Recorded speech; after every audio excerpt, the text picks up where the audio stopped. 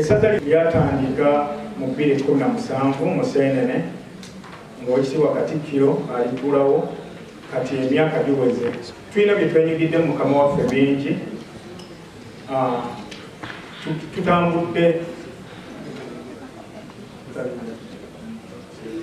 Tutambudde nga Buganda bwetambula, emisinde tubadde tugenda nagyo buli mwaka gibadde gitambula era embuga tukiika ne t-shirt zivaayo. Amasaza gabadde gatambula ewaguddewo eggulo agwabadde oggulawo ga mwaka guno. Bintu bingi bye twenyigidde bannaffe abadde owulira nga bafuna obuzibu.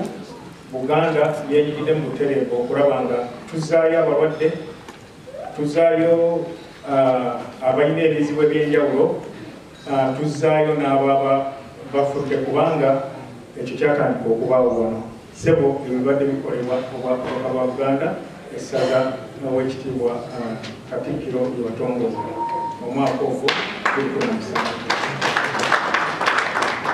Sinza kwerabira kwebaza Oweekitiibwa Kawuki woofiisi ye ngudde nga ngigganya anti eno etewamiruka gye tusoose okutereka naye tatwekanyiza buli lwe tubadde tugenda gyali yakasamu. Ssebo Katikkiro nkuloopera wana amasaza bwegali gatambula, nze nva Butambala naye Butambala lwe yateeba ggoolo nembuuka nga bwe wakoze katambi nakalabya kubudde bamunaana wali wa Ssaabasajja Kawuki ffenna tuli babo ki ekikubuusiza naye Mukama wange Katikkiro ate ye waba yabuuka ku buzi ale nga baasisi Buganda. So Katikkiro nzikiriza nkubapiirwe ba Mukama wange Robert Sewanga twasiibuuka empisa awe Butambala naye akubewuwe akubawumba sekubadde nkusaba otugiremu era neetonda ndi mubaka wa Kabaka asemba Butambala so eddoboozi lyange lina kyerigattako saba okubadde nsaba tugiremu baani gye twafunye nnene nnyo ebyawakituwewe disipline omulamwa gwe tulina olwaleero okugamba biki bye tuyize ku mawanga ebinagatta ku nsi yaffe Buganda ne Uganda okutwalirawo mu kukulaakulana. Mbadde njagala ntambulira awo. Nze nduddewo wano ensi eno ekulaakulanye ku supiidi. Kyemmanyi bwe najjira wano twali tugiri enta mu maaso ku katono kubanga emyaka mazeewo mingi yinza okuba giwera 35. Naye kyemmanyi enkulaakulana yaabwe teyawukana nnyo ne Ssemasonga zaffe ettaano. Ekisooka bawa nnyo Namulondo yaabwe ekitiibwa.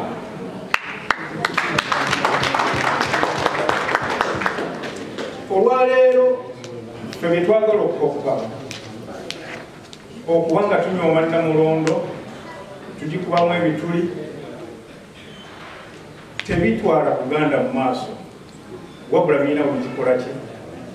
So buli lwonyooma abakutwala nkukakasa teri agenda, buli lwonyooma mukuluwo oba taatawo oba mujja wova buli lwolwisaamu amaaso n'olusojja nkukakasa tolina kyogenda kufuna okugjako okunyoomebwa n'okuba nga teri agenda kwesiga. Nkukakasa nti biri ezimu ku nsonga Ssemasonga ezigenda okutwala Buganda ku ntikko ate nkakasa okusinziira ku kumanya kwennina n'okulwa wano ekyo kyennyini kyekikuzizza eggwanga lino. Kubanga toyinza kuba na bukulembeze ng'obuyisaamu maaso n'ogamba nti osobola okugenda mu maaso gwe wennyini.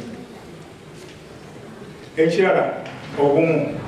Ssebo Katikkiro wa Buganda nzikiriza nkuleeta esitole eno ntuufu yali wano ku basajja abakadde abakulu abaawano. Abasajja abo abakulu abaawano edda tewali tekinologi ne balina ebintu ebyamagezi bye baakolanga okulaba nga basembeza amagezi g'abantu okutegeera ki kye baliko. Sitole entuufu yali wano muyinza okuba nga mugiwulira naye amazima yali wano ku basajja abakadde abaawano. Omusajja yalina obutiibwe n'abukuŋŋaanya mu bumpimpi n'abuwa abaana be abaali basukka mu 10 buli omu n'amuwa bw'amala okubawa n'abagamba tubategeera tata kyaliko bw'amala okubawa n'abagamba mumenye buli omu n'atandika okumenya naye nga bagamba batakakuki obuti ne bukola ki ne buggwayo bwe mumala okuggwayo abukuŋŋaanya abukwata muganda abo bakwasa omu eyasooka menya ne bumulemera menya ne bumulera ku nkomerero bwe baalimu bonna okubumenya n'abagamba muyizeemu ki era ekifaananyi kyali tekibasemberera bulungi pakola yabagamba era bwe wava olugero olugamba bwe bayibiriddeko nti al-ijtihaadu quwwa okwegatta gemaani kaakati bw'akwata bw'ati obuti n'abagamba mbu bawadde luli okusooka nga kali ki kamukamu bwe mbuwadde nga buli muganda bubalemye mulowooza lwaki ekitegeeza namulumuli senga munaaba obumu ne mwewa ekitiibwa ne mukkiriziganya ate abantu balina kye batategeera si tteeka nti okuba obumu tuteeka okukkiriziganya mu buli kimu tusobola okwawukana mu ddiini tusobola okwawukana mu buli kimu ne mu bibiina by'obufuzi naye ate jjukira nti ekitugatta Ssaabasajja Kabaka waggulu ekyo kyekifuula obwagaza obumu tubadde tubulwanirira ne mujjukira obumu bwennyini zensonga ssamasonga owekitiibwa Katikkiro zatambulirako 5 okulaba nga tukola ki mbayisaamu katono mu bumpimpi ku bintu byenkoze ki byenyize wano ekiddako obumu bagambye nti ati egundi ngombo yawa negamba etya nti al-ijtihaadu quwwa okwegatta gemaani sebo Ssaabasajja Kabaka tumwebaza yasiima n'atutengezere Buganda bumu mu Buganda awo tutambula n'abantu bonna ate nga Kabaka yatugatta nga atukulembererako ebweru ye Mukama waffe Katikkiro wa Buganda sebo tweyanziza nnyo tweyanzire ensonga esembayo sijja kuba ebigambo sina bingi naye kamba buli ensonga esembayo gyenjizemu ku ggwanga wange emyaka 35 gyenkola ki so Katikkiro ya Buganda neeri ku nsonga ssemasonga federal system abantu bano bali ku nfuga eya federal system simanyi bakama bange aba gavumenti ya wakati oba nagenda mu maaso n'okugisomesa abantu ne federal system tetegeeza kusosola mu bantu nze wano ngirabayeko era njooseeko ab'e Dubai owa Abu Dhabi ajja n'aba n'ekizimbe wano abamu bategeera mu federal system bagamba nti owa Buganda kugoba wabusooka kubanga tali mu kimu ate nga federal system si kyekitegeeza kitegeeza gabana buyinza sebo ebyo ekya federal system kitegeeza wano kyekimu ku nsonga lwaki bakuze bonna tebalina mafuta Russell Khaima agenda walinze wenagira mu Russell Khaima omwo nga ebizimbe ayinza okunjulira saala mu kikomeko ng'ebizimbe byobalamu ebiwanvu bitono ne olwaleero Russell Khaima asinga Kampala bo balina enkwataganya bakwatagana central government eri Abu Dhabi nejja nesalawo nesitula ababaze emabega federal system ekitegeeza senga enebaawo Buganda yendikayanira naye ate enteeko Buganda yendisaba neze kyenkakasa senga federal system eba etambudde ewaffe amawanga gonna gakula era gabeera bulungi sebo system kwebatambulira nzikiriza Katikkiro nsembyeyo kino se Mukama wange lwaki okuntongoza waliwo bwakwasa bendera wano mukyala wange ndowooza ojjukira bulungi eyambye emabega Katonda yagera namunjirako sinza butakwebaza Katikkiro wa Buganda nze nkakasa nti gundi yongazi era kwolwo wali kumatikira wali ewa ekibuli nange nali ngenda kubeerako naye embeera teyansobozesa naye mu bufundo obwo era watuma omubaka najja nakukiikirira Oweekitiibwa era n'obubaka n'abundeetera etweri eryali ery'amaanyi sebo nkwebaza nnyo nkwebaza ddala Katikkiro wa Buganda, Minisita waffe oyo Oweekitiibwa Kawuki takoma ku ne mu bizibu atubeererawo era yawalirizibwa okutuma omubaka gy'alabe ku mulwadde gwali. Ekifaananyi kyekyo era omukyala wange oyo aba muwala wa Alhaji Hassan Kafeero Mutaasa, bwe baakula yazaala omwana omukyala oyo aba yanzijako era mbayita mu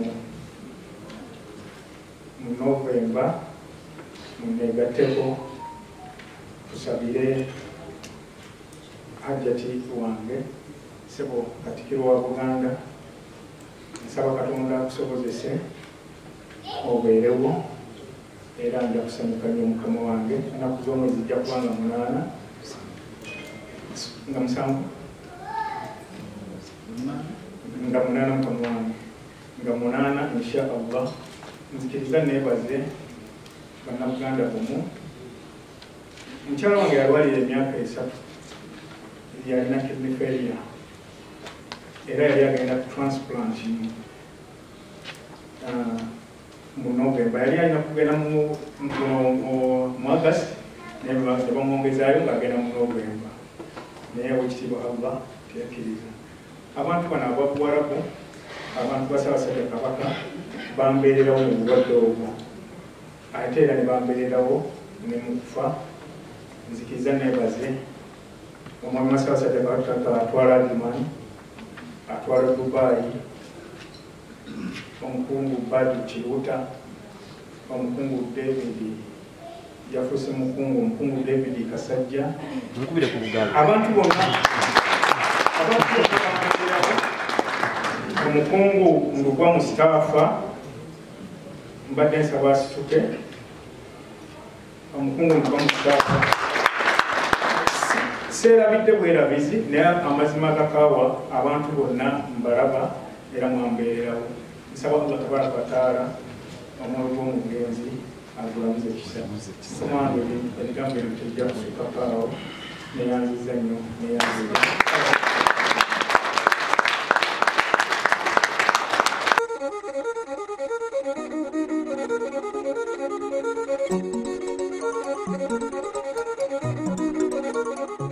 Wuliriza Tawera Radio ne Tawera TV ensibuko y'amazima.